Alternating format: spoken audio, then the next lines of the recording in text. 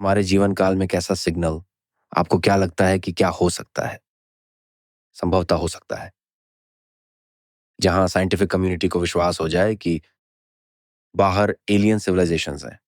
आप पहले ही कह चुके हैं कि शायद कुछ जैसे डायसन स्फीयर के लिए एक मजबूत इंफ्रारेड सिग्नेचर। हाँ, ये कुछ हद तक थोड़ा अस्पष्ट है, क्योंकि यही चुनौती है, खेद है कि इसमें बाधा डाल रहा हूं।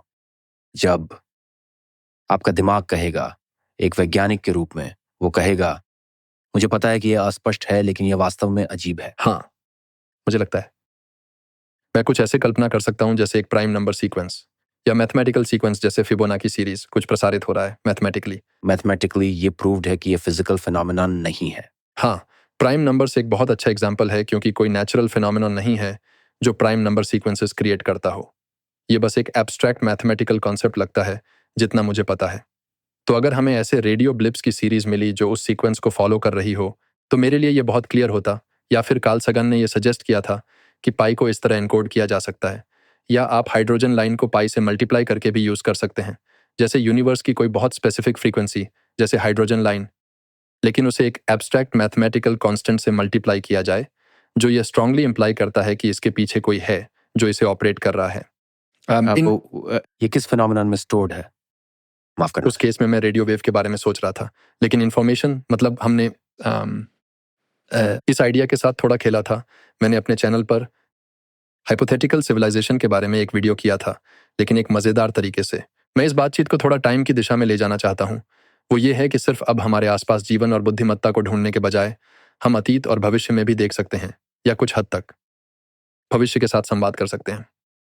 तो हमने ये मज़ेदार एक्सपेरिमेंट किया था कि हम एक ऐसी सिविलाइजेशन की कल्पना करें जो गैलेक्सी के इतिहास की शुरुआत में जन्मी थी और पहली थी, और उनके लिए यह कैसा होता। वे जीवन के सबूत के लिए डेस्परेटली खोज रहे थे, लेकिन कुछ नहीं मिल रहा था।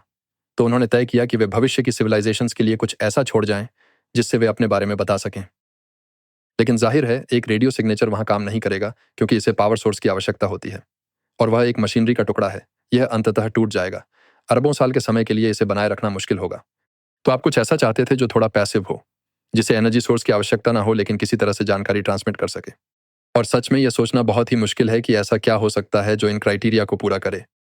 लेकिन मेरे एक कॉलीग लुक अर्नोल्ड ने एक प्रस्ताव दिया था, जिसने हम में से कई लोगों को टेक्नो सिग्नेचर्स के क्षेत्र में प्रेरित किया। और उन्होंने सुझाव दिया कि आप आर्टिफिशियल ट्रांजिस्टर्स बना सकते हैं।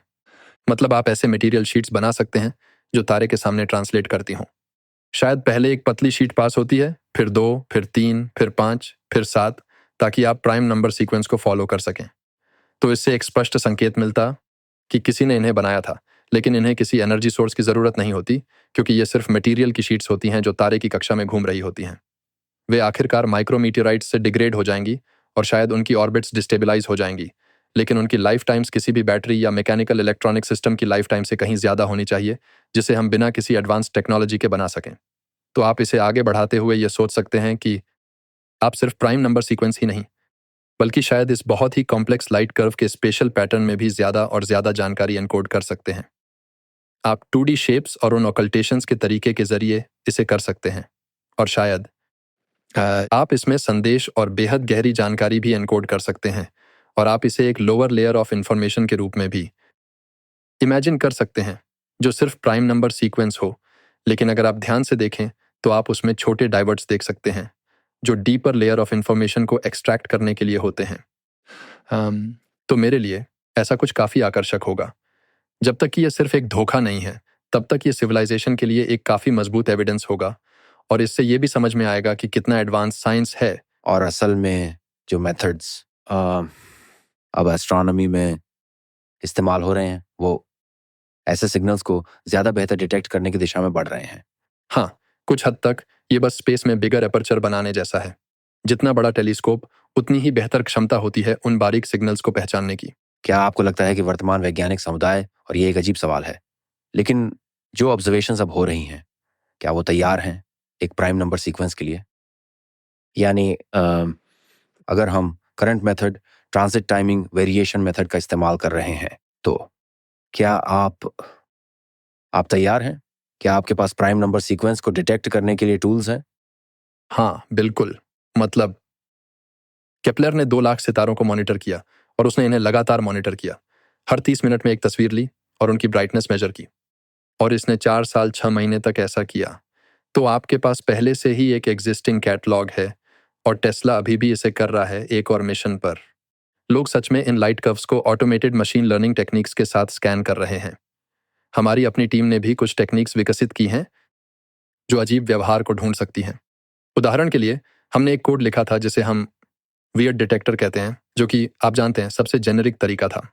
सिग्नल के शेप के बारे में कुछ भी अस्यूम किए बिना बस ये देखना कि क्या कुछ रिपीट हो रहा है। हम डेटा से सिग्नल के टेम्पलेट को सीख सकते हैं, जो एक टेम्पलेट मैचिंग फिल्टर जैसा काम करता है और ये पता लगाता है कि सिग्नल डेटा में कितनी बार रिपीट हो रहा है। हमने इसे लागू किया और कई दिलचस्प चीज़ें पाई, लेकिन केपलर डेटा पर हमें प्राइम नंबर सीक्वेंस कुछ भी नहीं मिला।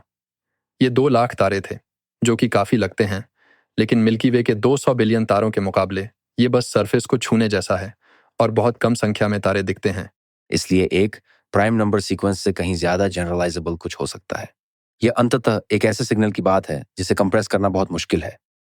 तो शायद जैसे जैसे हम मशीन लर्निंग मेथड्स में सुधार करेंगे जो स्वचालित रूप से डेटा को एनालाइज करके इसे कंप्रेस करने का अच्छा तरीका समझ सकें, आप ऐसी जानकारी पा सकते हैं जो किसी कारणवश कंप्रेसिबल नहीं होती।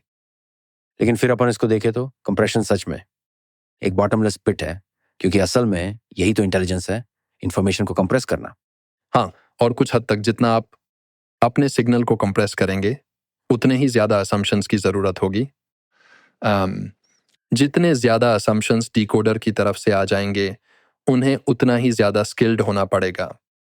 कुछ हद तक प्राइम नंबर सीक्वेंस पूरी तरह से अनएनकोडेड जानकारी है, लेकिन अगर आप अरेसिबो मैसेज को देखें, वे अपने भेजे गए इस सिंपल इमेज की पिक्सेलेशन में काफ़ी सावधान थे ताकि इसे जितना हो सके उतना इंटरप्रेटेबल बनाया जा सके, ताकि यहाँ तक कि एक डम एलियन भी समझ सके कि हम उन्हें क्या दिखाना चाहते हैं।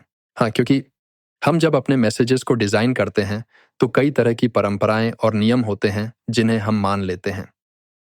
तो अगर आपके मैसेजेस ये मानते हुए कि उन्हें MP3 डिकोडर या किसी विशेष कंप्रेशन एल्गोरिदम के बारे में पता है, तो मुझे यकीन है कि वे अंततः उसे उलटकर समझ सकते हैं, लेकिन आप उन्हें उसे समझने में कठिनाई पैदा कर रहे हैं। मैं हमेशा सोचता हूं कि शायद आपके पास एक 2 स्तरीय सिस्टम होगा। सबसे पहले एक लोअर टियर की सिस्टम होगा और फिर उसके नीचे एक गहरी कंप्रेस्ड लेयर होगी जिसमें ज़्यादा गहरी जानकारी हो।